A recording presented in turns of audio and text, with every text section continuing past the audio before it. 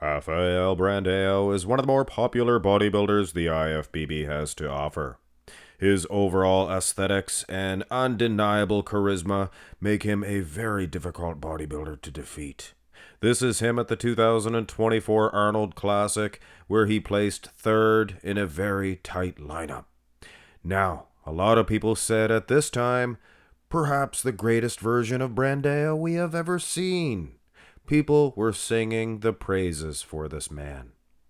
And just shy of 1 month later, he went on to get a victory. He got his ticket to the Olympia at the Arnold Classic South America. This is him and his wife, girlfriend, lover. This is them celebrating on stage after the victory. Now, not too many people were very excited about this Brandao. In fact, it was a controversial win. Many people said that Tonio Burton was the rightful winner of this event. People said that Brandao was so off that he could have even placed third. And a little bit of a feud, ensued between Tonio Burton and Rafael Brandao.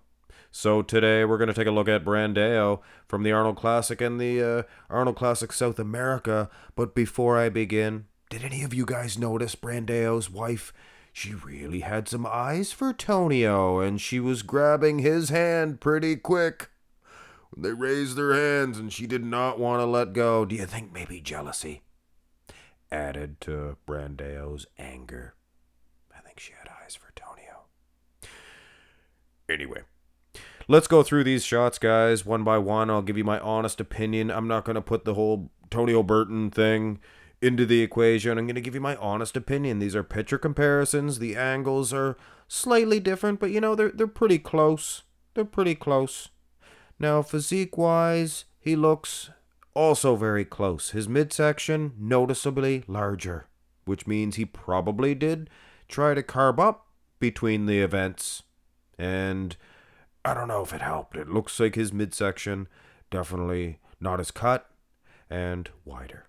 Now, other than that, I think his arms actually look bigger too. They look harder, fuller at the Arnold UK, or the Arnold Ohio, the Arnold Classic straight up.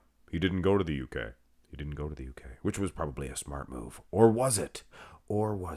So overall, not that much difference except for the midsection, which, for this guy, let's face it, here's the front lat spread. Let's face it, the midsection does make a big difference. Now, he is hitting the shot at a different angle. This is how he is posing it, because I think the camera is at about the same angle. He's flexing more like at the Ohio. And his midsection, definitely tighter. It is, guys. If you can see it on the pictures, imagine real life. Wheels, I don't notice too much in the way of the difference of the wheels. His wheels look pretty conditioned, I would wager to say. But could be nor here nor there after we look at the back shots. But first, a side turn to the side chest development. This is interesting. This lower half actually does look a little bit drier at the Arnold South America. That doesn't bode well for the whole theory that he really dropped the ball. We will look at those glutes, though. Hold on a minute. Speaking of the glutes, they do look tighter and more striated here at the Arnold South America. This is a screenshot, though, so we have to take all that into consideration. I still think that he was more conditioned at the Ohio. Look at his delt, for instance. You can see maybe a slight, I don't want to call it a layer of water, maybe, but you can see more separation in those muscles. Of course, the midsection looks good for South America. So, not that much difference, like I said, the midsection, and I will, when I give my ultimate response on this, I will speak on the video footage as well, and that could be a big difference. Here's the back shot, and we're focused right on never mind about the back, never mind about the quads, the hamstrings, calves. Look at the glutes, because that's what we're all here to see. The big bump. Could have been a pimple. I don't know. Could have been a cyst. There was bumps on his glutes. You can see on both sides, a little bit at the Arnold Ohio. I want to keep on saying UK. I'm sorry. But some slight separation in the glutes. And I remember thinking, He's almost getting there. He's getting peeled in the badonkadonk, the badonkadonk. Big bum, big bum.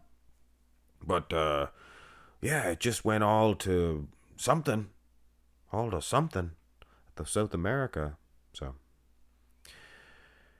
here is the rear double, and maybe a closer shot at those glutes. And some wrinkles in the lower back. I heard some guys talking about he had actual visible body fat on his back itself. I can see a lot more wrinkles. It's not just the picture, guys. Could be leaning back further and creating the wrinkles. But it looks like he's close. It looks like he's close. Hamstrings, like I said, his legs look decently dry. They did. The legs looked okay. It was more of the glutes, just the glutes. So I could see this upsetting people that hate the glute muscle.